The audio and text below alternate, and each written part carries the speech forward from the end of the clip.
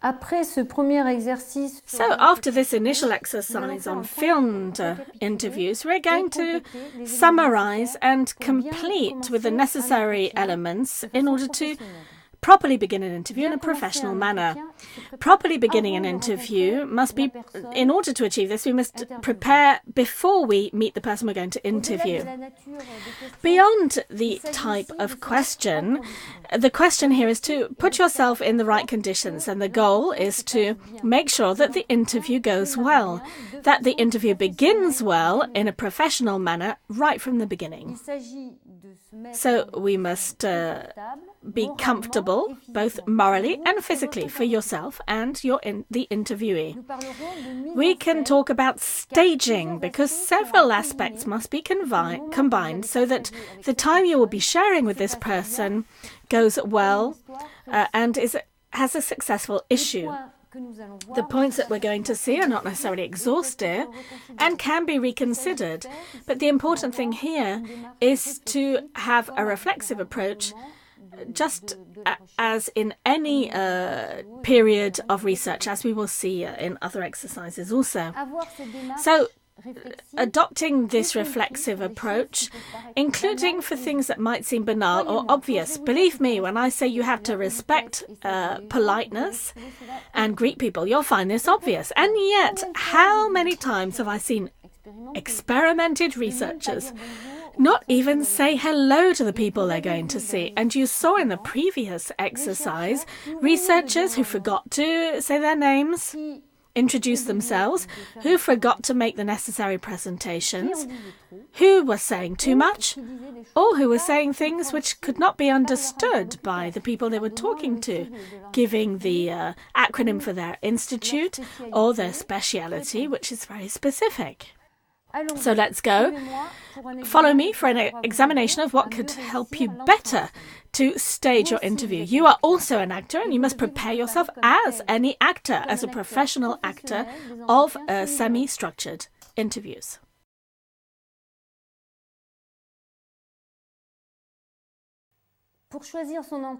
There is the before. You have to prepare yourself and prepare several points. How do you dress? What material equipment do you take with you? How do you arrive, and with whom? On how to dress. As for many points to implement, there's no magic recipe, but a number of principles not to forget. I'm not going to tell you, well, wear a t-shirt like me, or a long sleeve shirt, or a cotton trousers, but you have to think about what's practical for you and suitable for others.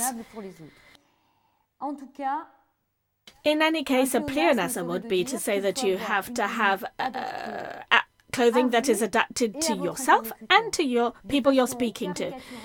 In a caricatural and humoristic way, we should avoid three-piece suits in which you're going to perspire at 35 degrees centigrade, or to the contrary, too casual an outfit with shorts or flip-flops. So to find a balance where you're neither too strict nor too casual. So in a couple of words, be simple. Whilst remaining true to your own personality, try not to shock the person you're speaking to, but don't go overboard. An African person perfectly understands that a European person lives, travels, and works in trousers. And you don't need to dress up and wear local clothing, which might give rise to some embarrassing situations. For example, the end of a piece of cloth might get stuck in your moped, and you're not going to go to see a French farmer with working overalls who is wearing them himself, but you have no dirty work to do. They would not understand that you're wearing overalls. So it could, in certain cases, even be not poorly perceived, but actually shocking. So one of our colleagues working in Indonesia, for example, went to his interviews, semi-structured interviews in European wear, and in the village, she wore local clothes, which were very easy to wear, sort of a sarong.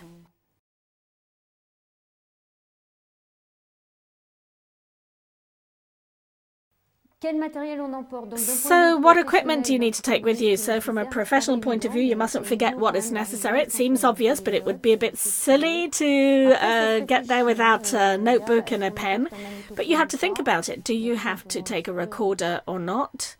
Because the interview might take a certain amount of time, but if you decided to take your recorder, it would be silly to forget it, to forget the batteries, things like that, your photo. From a personal point of view, also, you mustn't forget to take water, sun cream, or, to the contrary, a warm hat.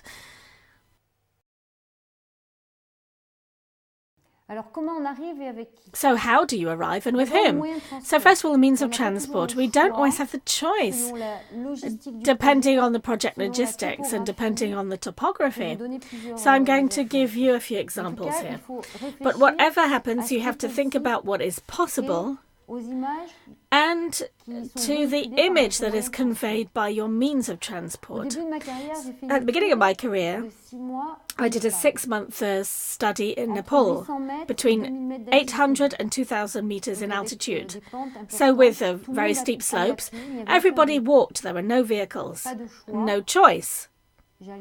I went on foot, and that had no connotations with it. There was no choice. There was no comments on behalf of people saying, well, she could have come in this way. What does it mean? She's on foot, where she could have a vehicle.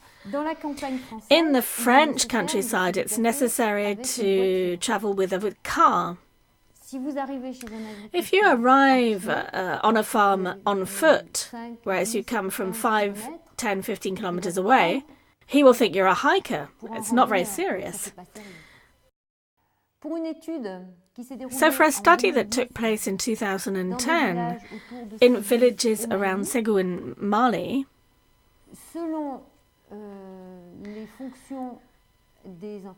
depending on the functions of the interviewers, they were doing a study on the functional traits of trees to see if agroforestry could be more productive and more respectful of the environment. Some researchers are located in a village and travel on foot within this village. Others have work to be done in different villages and to travel from one village to another. We might imagine that to travel 2 or 5 kilometers a bicycle might be enough, but you must realize that the ground is very sandy. And believe me, I'm a hardened cyclist. It's not easy, so they must at least have a moped. However, we might find ourselves in situations where it's necessary to have a 4-wheel drive. Some villages can only be accessed with 4-wheel drives. We must cater with this. So, to sum things up, think about the means of transport you're going to use and think about the image that you will be conveying to the people that you visit with regard to the vehicle that you're going to use.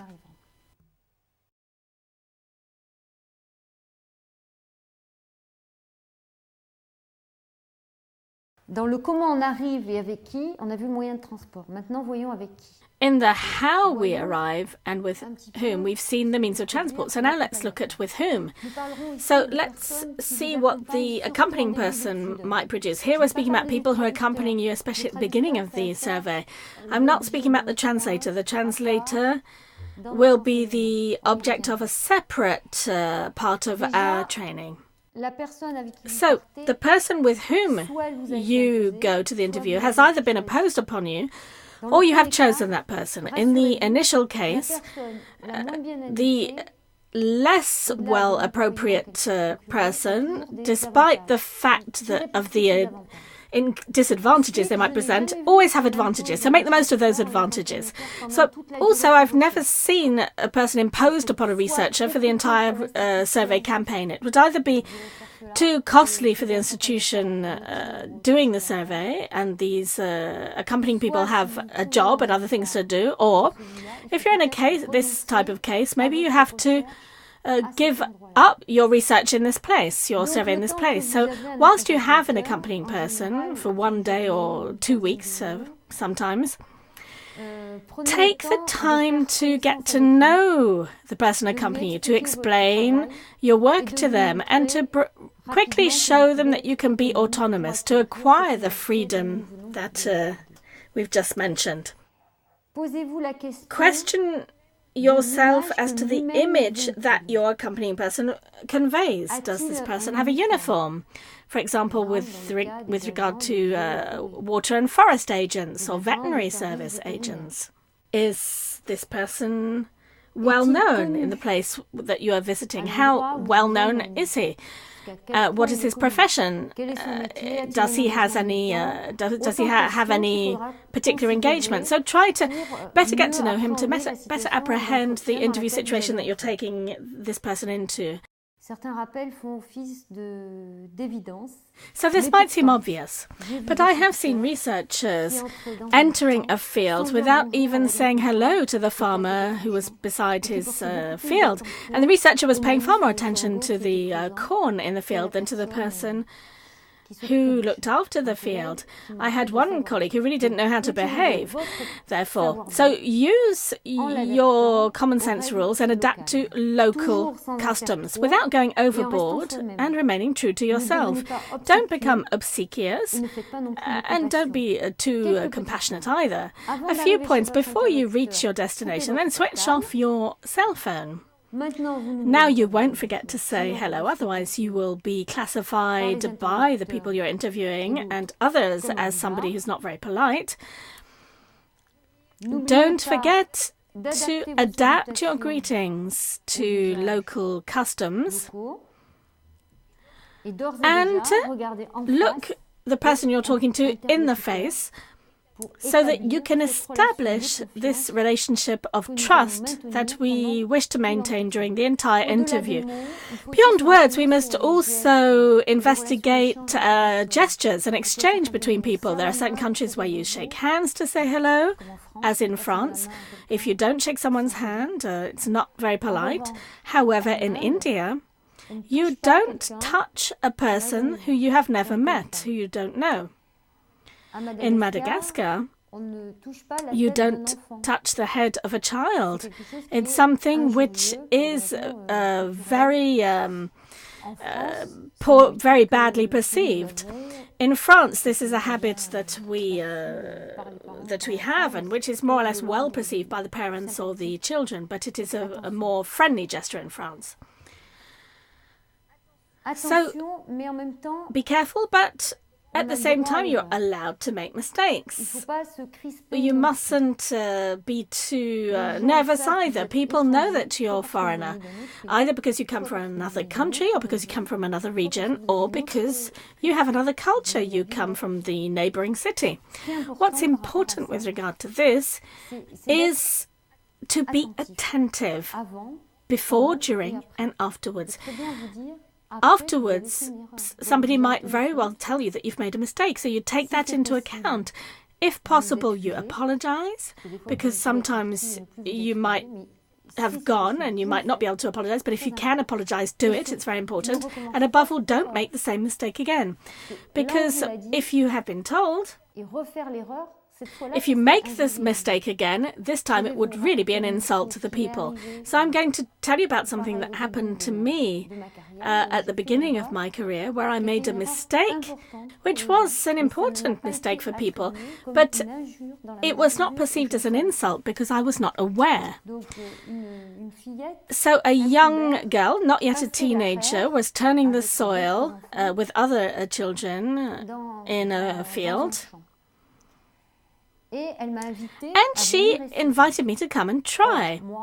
Whereas myself, as a woman, I was not allowed to touch her tool for reasons that we find in different societies, where different bloods should not mix. The blood of an adult woman should not be mixed with the blood of a young woman, and I made a mistake of touching the tool. My translator explained to me what the situation was, and I went to apologize quite simply. I didn't have to do anything else. I just apologized. And I never again touched a plough during my research projects. So we're allowed to make mistakes. We have to avoid them as far as we can. And we have to trust people to understand that we can't know everything. Maintenant, pour vous installer sur la scène. Now, to take your position on the stage of the interview, you have to be attentive of how you set out all of the protagonists, yourselves and your interviewee. Don't forget yourself. It's not possible to take notes during 1 hour if you're standing up.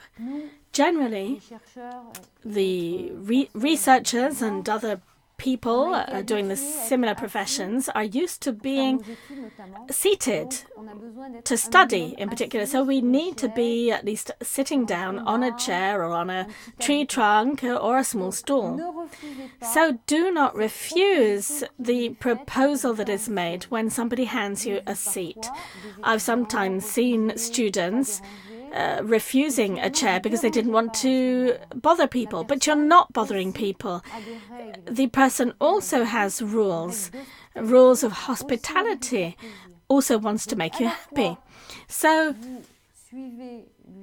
follow the customs and place yourself in a comfortable situation which will allow you to concentrate and therefore to better respect the person you're interviewing and to be in this well-meaning posture of listening that we are trying to set up to maintain from the beginning to the end of the interview.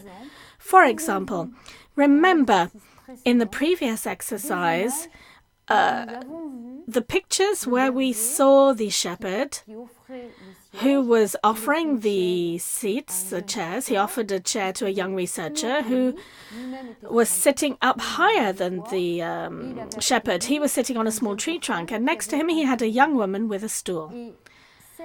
And, of course, the two young people were in a higher position than himself, but there was no attitude of superiority, which would have not been welcome in this setup because it had been offered by the shepherd himself. So do not neglect the comfort of each party and do not refuse a more comfortable installation, which is necessary. If you're in a situation where there are several surveyors with one interviewee, so never put one interviewer on one side and another interviewer on the other side, because the interviewee would be like a spectator of a tennis match, turning their heads from one side to the other, and would be tired, less concentrated, and for the two interviewers it would also be a situation where the concentration would be less easy and the listening would not be as easy. So to get over this problem, position yourselves opposite the person you're interviewing, so in a flexible manner, of course. And do not forget that the face-to-face contact is a link that privileges relationships and the building of trust. The final point to end this lesson is on the formulation of information to be conveyed. And even if this has been said over the telephone, you must say what follows. So as I said, of course, several times, you have to introduce yourself. So introducing yourself, the most important thing is to give your identity, your first name and your surname, more than the status, the acronym of your institution, etc. It's you as a person. You begin with this. And when there are several interviewers with one interviewee, each person must introduce themselves. You don't introduce the person next to you. So you say, I am Nicole Sidonet. The other person will say, I am Pierre Durand. And the third person, I am Henri Dupont. And not this is Pierre Durand. Each person introduces themselves. Then the leader of the interview, or this part of the interview, begins talking again, explains their presence, or that of the group, presents the problematic in a simple manner, because too much information kills the information. You saw this in the first exercise, either when a person was too lengthy or when a person had properly presented the things, another person tried to reformulate things and got the interviewee all mixed up. You might, in other stages of the information, be required to re-specify things. There might be a break where the interviewee says, well, what is your research for? And you can go a little bit more in depth. What is important to announce in a very simple way, once again, don't make it overcomplicated, is to say that the answers that you, the person opposite, the answers that you, sir, you, madam, are going to give me will remain anonymous. I'm going to keep them for myself. I'm going to process them with the other answers of the other people that I will be going to see. And it is only the analysis of all of the data that will be called a result and which I will be diffusing. But we will never at any point be able to recognize one answer that comes from one person or another. It's the respect of the anonymous answer. And we are very attached to this, and this is a very fundamental part of the way we work. Announce the posture that you are requesting from the interviewee. So you had to think about this. So why are you interviewing this person? And how are they going to answer? Are you going to call upon them, or will they express themselves on one aspect of their status, on several aspects, on their profession, on their practices, on their expertise, on their representations? So as a farmer, or as a farming union member, as a farming technician, as a citizen, as a politician, you might have a farmer who is a mayor, for example, or a farmer who is a general councillor, or a farmer who is the head of a village. Is he speaking as the head of a founding lineage or the representative of migrants? So it's up to you to think about this and to know where you stand with regard to this before, during, and after the interview.